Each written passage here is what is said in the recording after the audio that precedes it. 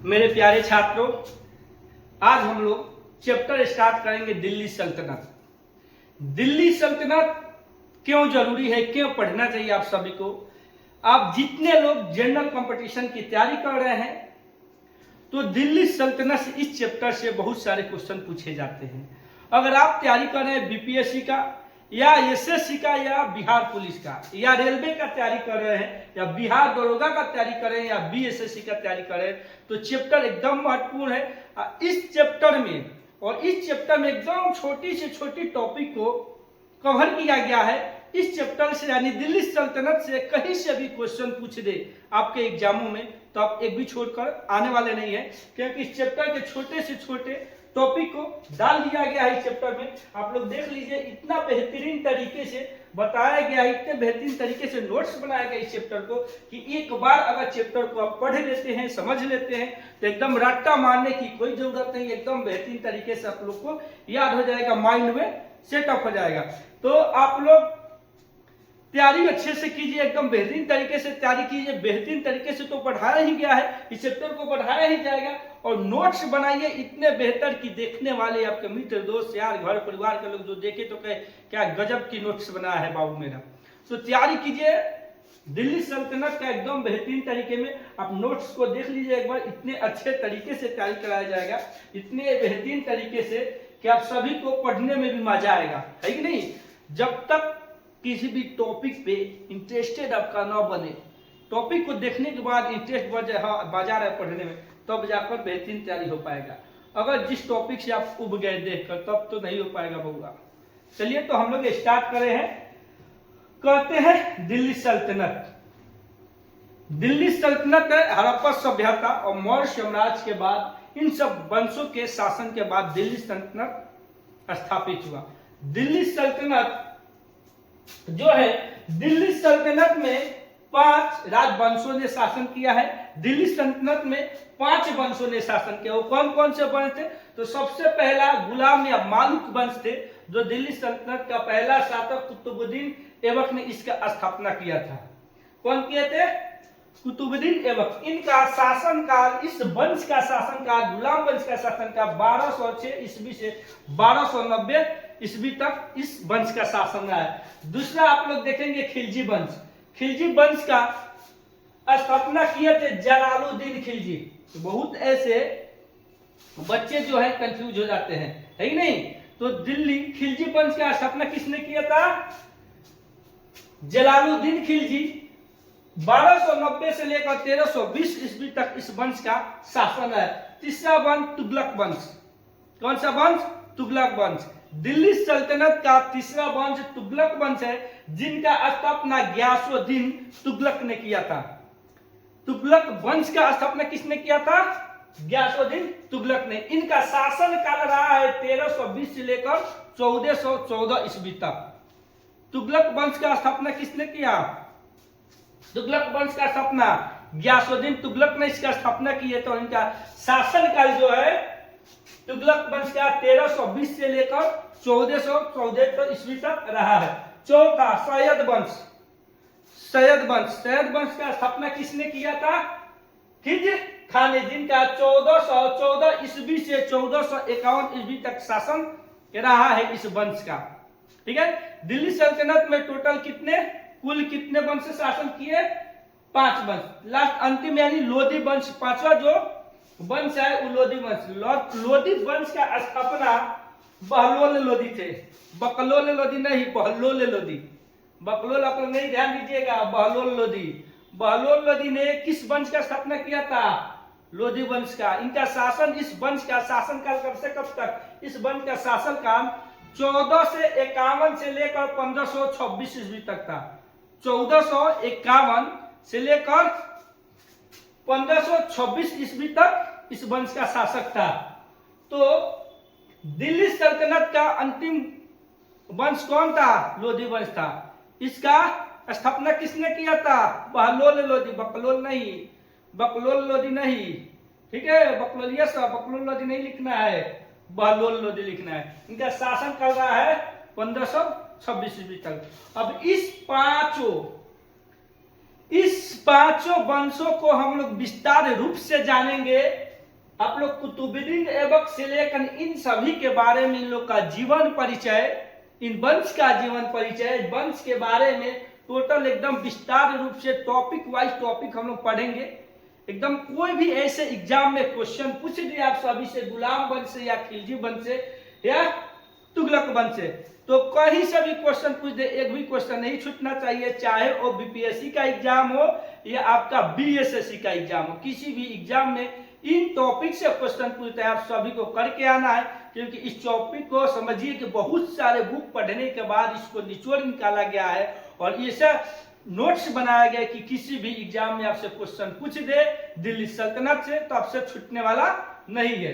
तो चलिए बच्चों, हम लोग इसको विस्तार से पढ़ते हैं, विस्तार से इसको एकदम पढ़ेंगे। सबसे पहले हम लोग जानेंगे, देखिए लोग आप लोग टॉपिक कुतुबुद्दीन ऐबक। कुतुबुद्दीन ऐबक से आप सभी को याद होगा कुतुब मीनार कहां पे, दिल्ली में स्थित है, याद है। अब इनके बारे में हमको जानना है। सबसे पहला गुलाम वंश, और इनका स्थापना गुलाम वंश का किसने किया था, कुतुबुद्दीन ऐबक किया था।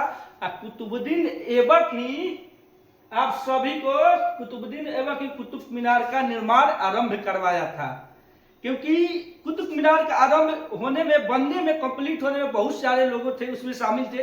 अब सभी के बारे में हम लोग जानेंगे, लेकिन इसका निर्माण आरंभ करवाने वाले कौन थे, कुतुबुद्दीन ऐबक। तो चलिए बच्चों हम लोग देखते हैं।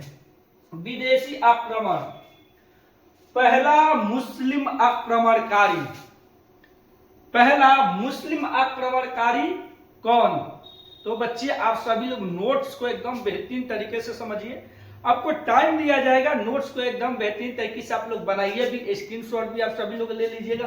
नोट्स एकदम विस्तार से बनाना है, एकदम बेहतरीन तरीके से, कहीं से भी क्वेश्चन आ जाए तो नहीं छोड़ना है, ठीक है बच्चों, एकदम ध्यान से देख लीजिए आप लोग।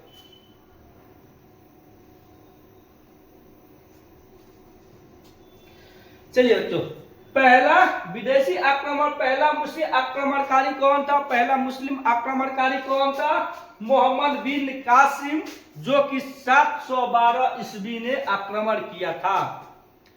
पहला मुस्लिम आक्रमणकारी कौन था, मोहम्मद बिन कासिम, जो कि 712 ईस्वी में इन्होंने आक्रमण किया था।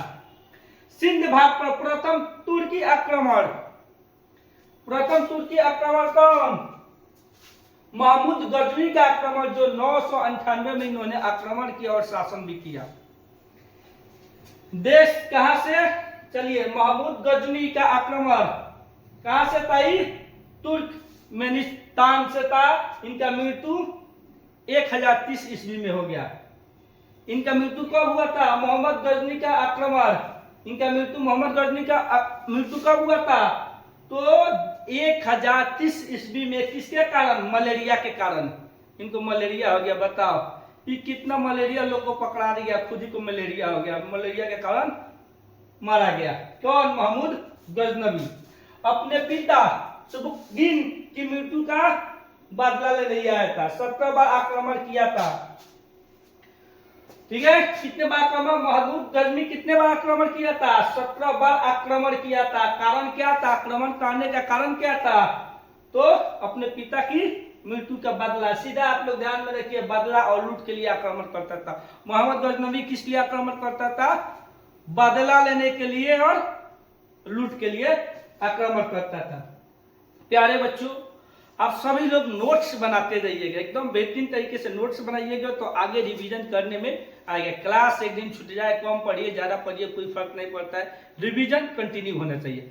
रिवीजन ही है जो एग्जाम में अच्छे मार्क्स आप लोग को दिला सकते हैं, अच्छे रैंक आप लोग ला सकते हैं। तो रिवीजन एकदम कंटिन्यू रखना है। चलिए बच्चों, देखिए आप लोग यहाँ पे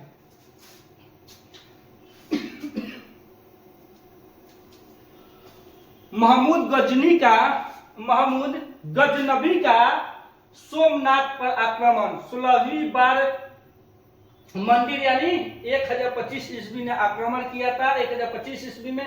17वीं बार या 17वीं यानी अंतिम बार इन्होंने आक्रमण किया था 1027 ईस्वी में।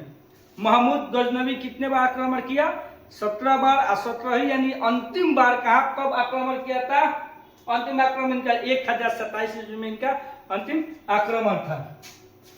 महमूद गजनवी के समय के लेखक कौन कौन थे, तो महमूद गजनवी के समय के लेखक उस महमूद गजनवी के समय लेखक कौन कौन से? तो महमूद गजनवी के समय लेखक फिरदौसी थे जिन्होंने शाहनामा लिखा था, और बरूनी थे जिन्होंने तहकीक माली ए हिंद लिखे थे। इनका अन्य नाम क्या था? किताब अल हिंद।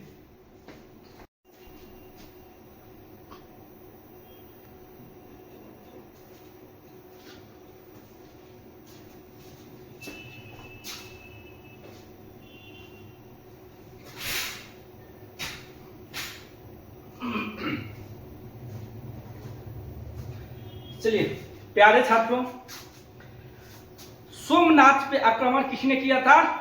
मोहम्मद गजनवी किया था। भारत पे कितने बार आक्रमण मोहम्मद गजनवी ने किया? 70 बार आक्रमण किया। सबसे चर्चित आक्रमण था जो सोमनाथ पे आक्रमण था।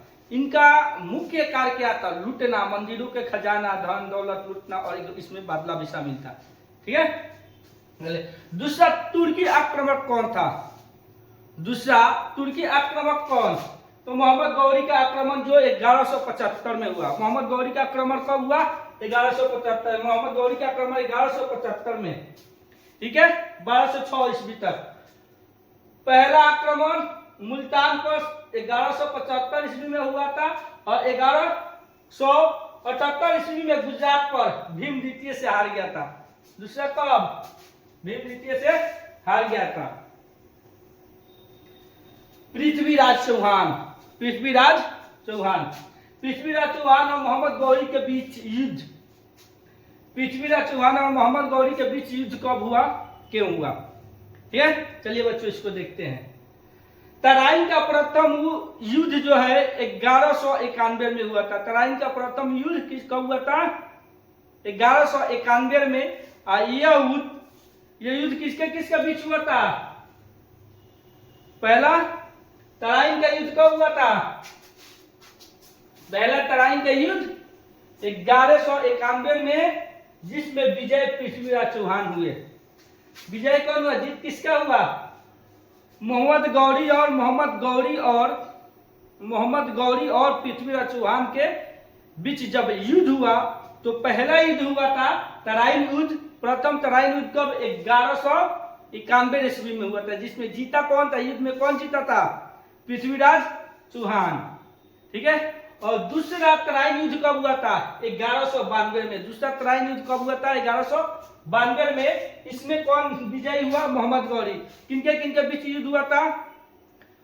किसके किसके बीच युद्ध? पृथ्वीराज चौहान और गौरी के बीच हुआ था, मोहम्मद गौरी के बीच हुआ था। पृथ्वीराज चौहान और मोहम्मद गौरी के बीच दो युद्ध हुआ। जो पहला युद्ध हुआ उसमें पृथ्वीराज चौहान विजयी हुए, जो 1191 में हुआ था। और दूसरा तराइन, जिसको तराइन युद्ध के नाम से भी जाना जाता है, तराइन युद्ध। और दूसरा तराइन युद्ध हुआ था जो 1192 में हुआ था, इसमें मोहम्मद गौरी ने विजयी हुआ। पृथ्वीराज चौहान के दरबारी लेखक कौन कौन से? पृथ्वीराज चौहान के दरबारी लेखक कौन कौन से? तो पृथ्वीराज चौहान के दरबारी लेखक थे चंबर दाई के अनुसार पृथ्वीराज रासो। अब देखिए, इनके अनुसार गौरी ने 70 बार आक्रमण किया था। किसके? पृथ्वीराज रासो के अनुसार, पृथ्वीराज रासो के अनुसार मोहम्मद गौरी ने 70 बार आक्रमण किया था। गौरी ने पुनः भारत पर आक्रमण किया। फिर से मोहम्मद गौरी ने क्या किया? भारत पर दोबारा से आक्रमण किया। मोहम्मद गौरी ने भारत पर कितने बार आक्रमण किया? 70 बार आक्रमण किया। सबसे जो चर्चित इनका आक्रमण है सोमनाथ पे हुआ है। ठीक है। चंदावल का युद्ध 1194 ईस्वी में हुआ, जयचंद और मोहम्मद गौरी के बीच। किसके किसके बीच? जयचंद और मोहम्मद गौरी के बीच चंदावल का युद्ध हुआ था। कब हुआ था? तो 1194 में हुआ था। इसमें विजय कौन हुआ था? मोहम्मद गौरी की हुई थी। विजय कौन हुआ था? जीत इसमें किसका हुआ था? मोहम्मद गौरी की हुई थी। कुतुबुद्दीन ऐबक मोहम्मद गौरी का कमांडर था। कुतुबुद्दीन ऐबक कौन था? मोहम्मद गौरी के कमांडर था, जो ताइवान में गौरी की मदद की। तराइन में गौरी की मदद करने वाला कौन था? कुतुबुद्दीन ऐबक। कौन था? मोहम्मद गौरी का कमांडर था, जो कि ताइवान में इनकी मदद की। तो छात्रों, इस चैप्टर को आप बेहतरीन तरीके से समझिए और छोटे से छोटे टॉपिक को बनाते जाइए। कोई भी ऐसा टॉपिक इसमें से आप सभी को नहीं छूटना चाहिए। अलग अलग भाग पढ़कर हम लोग बेहतरीन तरीके से पढ़ेंगे और नोट्स भी आप लोग बनाइए जिससे कोई भी टॉपिक न छूट जाए। मोहम्मद गौरी जो थे, मोहम्मद गौरी के अन्य कौन कौन से गुलाम थे? मोहम्मद गौरी के अन्य कौन कौन से गुलाम? यलदौज था, यलदौज, सुबाचा, बख्तियार खिलजी। बख्तियार खिलजी जिन्होंने नालंदा विश्वविद्यालय को ध्वस्त किया था। बहुत सारे बच्चे इस क्वेश्चन में कंफ्यूज रहते हैं कि नालंदा विश्वविद्यालय का किसने ध्वस्त किया था? तो बख्तियार खिलजी ने। नालंदा विश्वविद्यालय को ध्वस्त किसने किया था? बख्तियार खिलजी ने किया था। बख्तियार खिलजी मोहम्मद गौरी के गुलाम थे। नालंदा विश्वविद्यालय के ध्वस्त किसने किया था? बख्तियार खिलजी किया था। ठीक है, अब लोग बच्चे, अब इसके बाद हम लोग पढ़ेंगे गुलाम वंश के बारे में। हम लोग को दिल्ली सल्तनत के बारे में बस छोटी सी एक नोट्स डालनी अभी। इसके बाद हम सभी लोग छोटी जानकारी, इसके बाद हम लोग शुरुआत करेंगे कहां से? गुलाम वंश। यानी दिल्ली सल्तनत में 5 वंशों ने शासन किया। अब 5 वंशों को हम लोग विस्तार रूप से जानेंगे और विस्तार रूप से सबसे पहला जानेंगे हम लोग गुलाम वंश।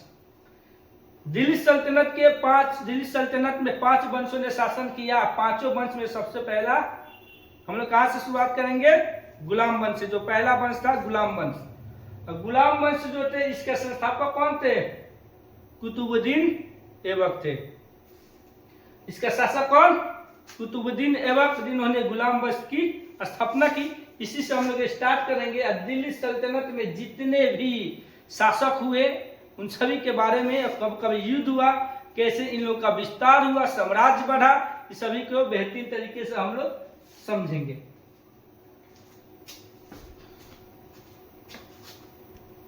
गद्दी पे बैठा और कुतुबुद्दीन ऐबक गुलाम वंश के बाद 5 दिल्ली सल्तनत में 5 वंशों ने शासन किया।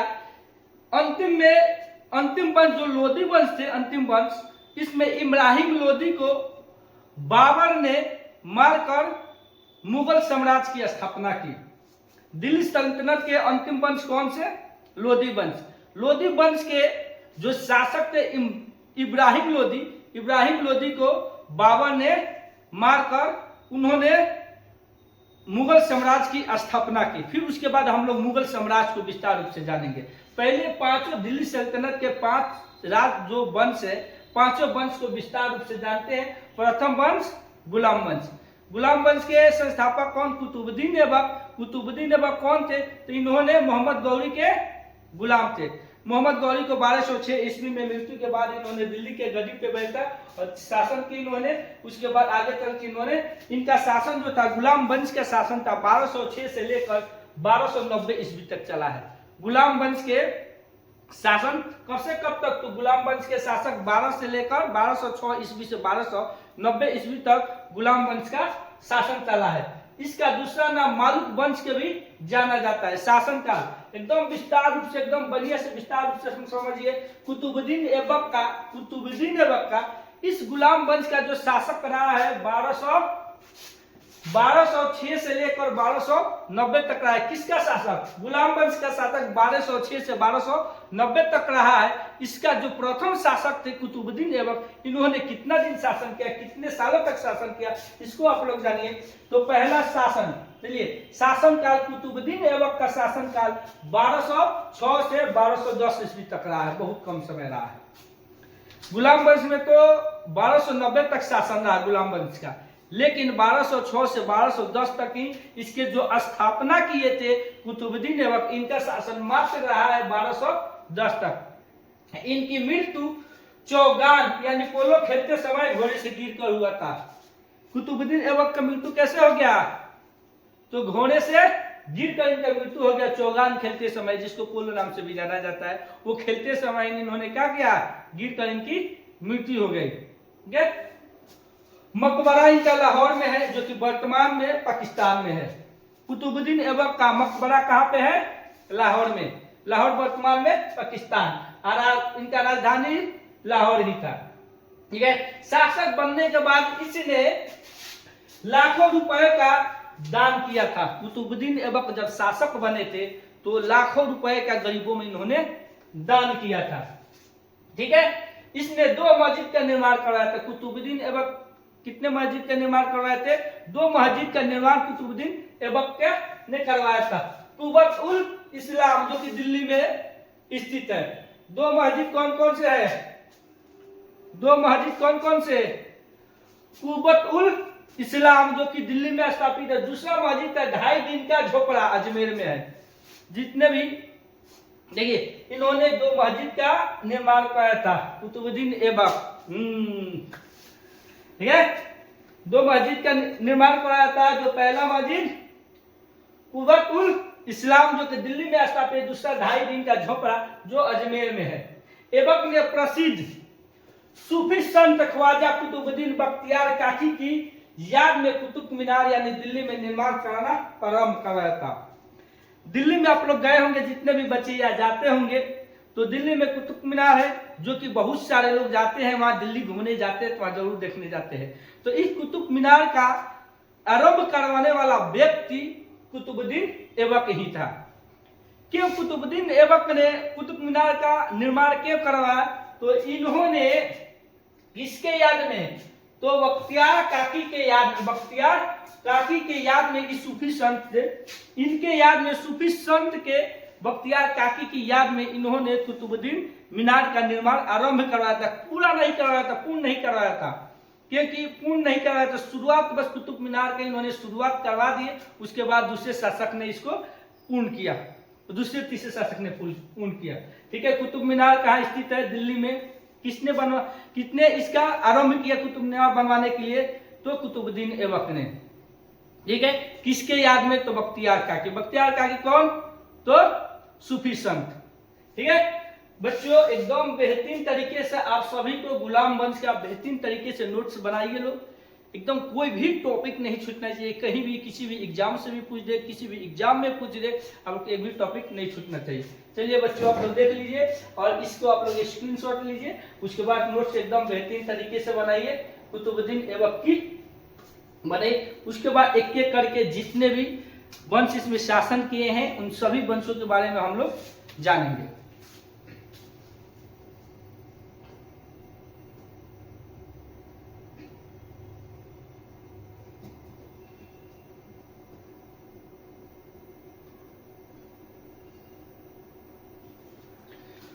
कुतुब मीनार, कुतुब मीनार, चलो कुतुब मीनार बाबू देखो सब 5 मंजिल तक है, जो कि पहली मंजिल का निर्माण कुतुबुद्दीन ऐबक ने करवाया था बख्तियार काकी के याद में।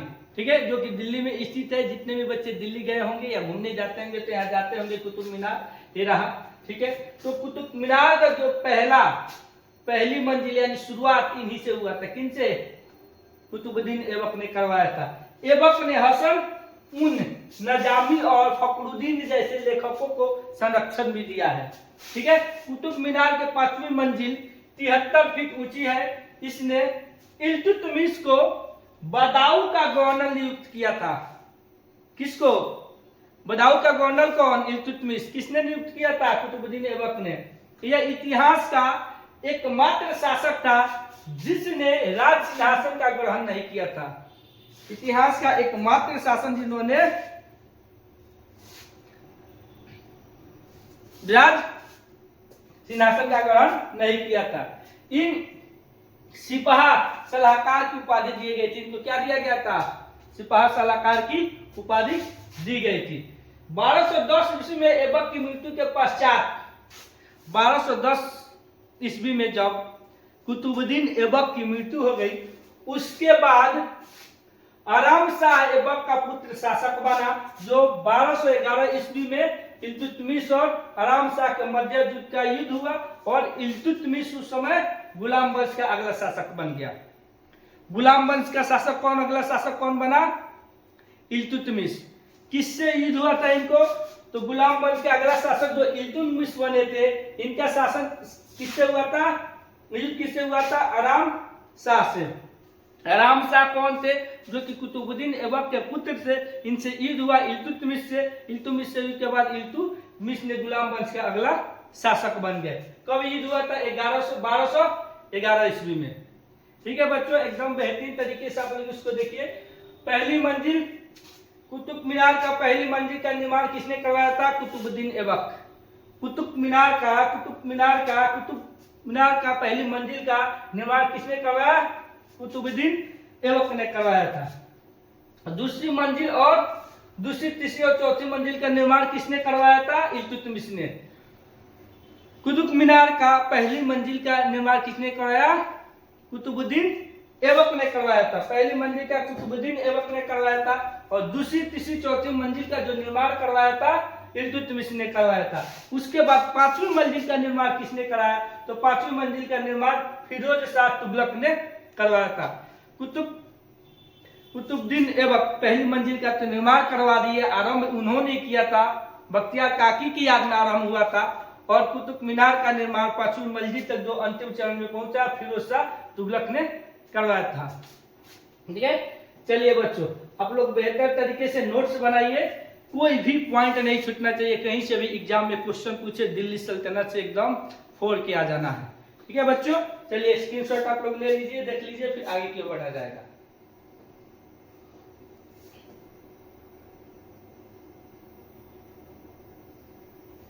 चलिए, जो गुलाम वंश के अगले शासक हुए इल्तुतमिश, ठीक है, शमसुद्दीन इल्तुतमिश। अब इनके बारे में हम लोग जानेंगे। किसके बारे में? शमसुद्दीन इल्तुतमिश। तो शमसुद्दीन इल्तुतमिश कुतुबुद्दीन ऐबक का दामाद था। शमसुद्दीन जो थे कुतुबुद्दीन ऐबक का क्या थे? दामाद। इल्तुतमिश क्या थे? कुतुबुद्दीन ऐबक का दामाद। इनका जो गुलाम वंश का द्वितीय जो गुलाम वंश का जो शासक थे कुतुबुद्दीन ऐबक, उनके पुत्र जो आराम शाह थे, उनसे युद्ध के बाद इल्तुतमिश ने अगला शासक बना। अगला शासक इल्तुतमिश जो थे क्या थे? उनके दामाद थे। इनका शासन काल 1211 से लेकर 1236 ईस्वी तक रहा है। इसे गुलाम वंश का वास्तविक संस्थापक माना जाता है। गुलाम वंश का वास्तविक संस्थापक किसको माना जाता है? इल्तुतमिश को। गुलाम वंश के असली वास्तविक संस्थापक कौन? इल्तुतमिश को माना जाता है। उसने दिल्ली सल्तनत की राजधानी को दिल्ली घोषित किया था। इल्तुतमिश ने दिल्ली सल्तनत की राजधानी को दिल्ली घोषित किया था। दिल्ली सल्तनत की राजधानी दिल्ली कौन घोषित किया? इल्तुतमिश ने। दिल्ली सल्तनत की गुलाम वंश की, उसके बाद गुलाम वंश के शासक जो थे इल्तुतमिश, ठीक है, निजाम उल मुल्क उसके वजीर प्रधानमंत्री थे। निजाम उल मुल्क उनके वजीर प्रधानमंत्री थे। इसने तांबे का सिक्का, जिससे जीतल और चांदी का सिक्का टंका चलवाया था। इल्तुतमिश ने क्या? जीतल किसने चलवाया था? जीतल किसे कहा जाता है? तांबे का सिक्का को जीतल नाम दिया गया था। तांबे का सिक्का को जीतल नाम दिया गया था। किसने चलवाया था? तो इल्तुतमिश ने। और चांदी का सिक्का जिसको टंका नाम दिया गया था, किसने चलवाया? इल्तुतमिश ने। इल्तुतमिश ने कौन कौन सिक्का चलवाया? एक तांबे का सिक्का और एक चांदी का सिक्का। एक तांबे का सिक्का और एक चांदी का सिक्का। तांबे का सिक्का जो कि जीतल नाम से जाना जाता है और चांदी का जो सिक्का था उसको टंका नाम से जाना जाता था। इसने एकता प्रणाली अपनाई थी। तो छात्रों हम लोग देखेंगे एकता प्रणाली। इल्तुतमिश ने एकता प्रणाली अपनाया था। इल्तुतमिश एकता प्रणाली अपनाया था। एकता प्रणाली क्या है? तो एकता प्रणाली एक भूमि का टुकड़ा जो था, इन्होंने अपने अधिकारियों और सैनिकों को काम के बदले, वेतन के बदले, सैलरी के बदले एक जमीन का टुकड़ा दे देना एकता प्रणाली होता था।